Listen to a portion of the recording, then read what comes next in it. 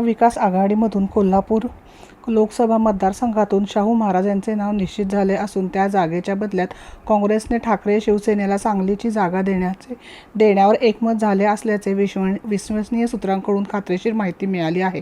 प्रकाश आंबेडकर यांच्या वंचितसाठी 27 जागांची मागणी केली असली तरी वाटाघाटीतून तोडगा काढला जाईल अशी माहिती वंचितकडून महाविकास आघाडीला सांगितल्याचे समजते. आजच्या घडीला महाविकास आघाडी फॉर्म्युला ठरवण्यात आलेला असून काँग्रेसला 17, शिवसेनेला 20, त्यातील 2 जागा शिवसेना यांच्या मित्र पक्षाला देणार असून उर्वरित जागा वंचित व इतर पक्षांना देण्यात येणार असल्याचे समजले. मात्र जागाबाबतीत अंतिम मसुदा येथे 3 ते 4 दिवसात निश्चित होईल असे अधिकृत सूत्रांनी दिले आहे.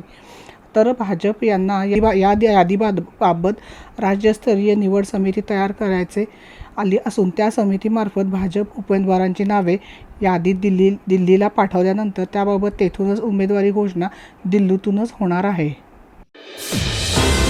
रणनीती न्यूज चॅनेलला आजच सबस्क्राइब करा आणि रहा अपडेट.